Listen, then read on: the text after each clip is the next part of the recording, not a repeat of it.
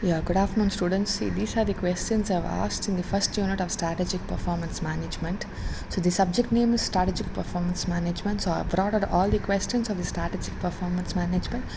So, what will I do now is I will explain all the questions which I've asked in Unit 1 in detail now. Please listen. The first is your performance management. Performance management. So, I will explain the meaning of a performance management.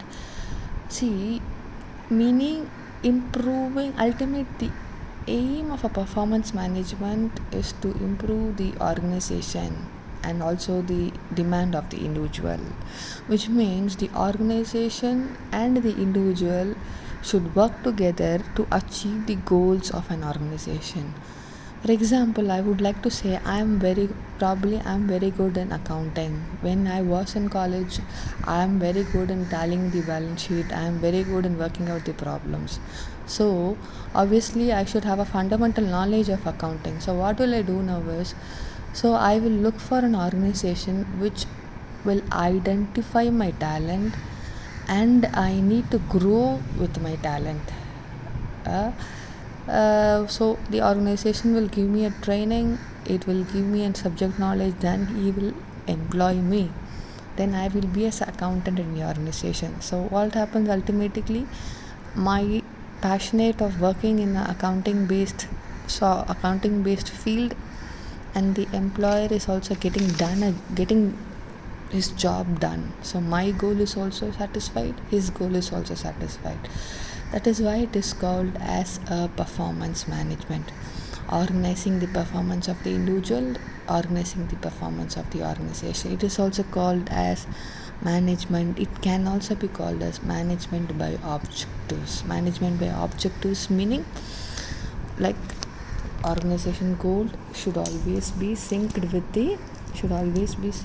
the individual's goals. So now it is not a human resource planning.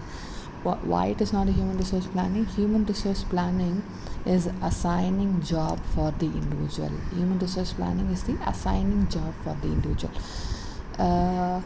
Like, I need to achieve the sales of state Tamil Nadu of rupees 2 crore per month. Then what will I do is I will align the jobs between the various districts of Tamil Nadu. So I give a job. So that is called as a human resource planning. That is, so performance management and human resource planning is not same. See, human resource planning, it will include the methodology, software systems used. Only individual employees can take up the responsibility.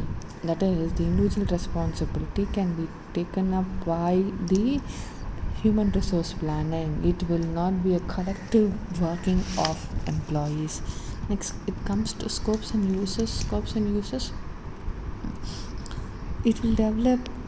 See, as I said, if I am given a job only in the area of interest, I can shine. So once I am assigned a job with a very good in the area of my interest, it will develop a strong relationship between my nature of interest and also the organization nature of interest. See, it should be related with goal, vision, mission. Okay, it should solve economic and political problem. It should be useful for the economy, it should be useful for the politics, it should be demographically to compete the market. Uses of performance management, roles and responsibilities indirectly. I told, like, once your organization goal is achieved, the individual goal is achieved, indirectly both of them will grow. Okay, next is ultimate aim of the ultimate I will tell you the ultimate aim of performance management is good culture among the investors. It will help to identify the capacity of the individual. Capacity meaning of a capacity, the capability of the employee, how much he is capable of working for a job. Next, to support and guidance who needs help. Next, what are the aims of performance management? What is performance management? What are the aims?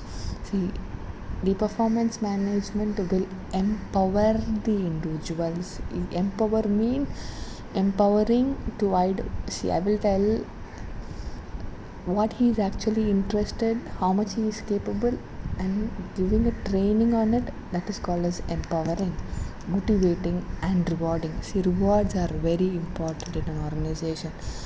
The employee should be rewarded, which means if he is attaining the target, he must give a incentive, or he must be paid additionally, or he must be given an increment, or the non-monetary benefits also. Monetary benefits like giving a free tickets, giving a vouchers, that also be done, and it should be done in the right timings.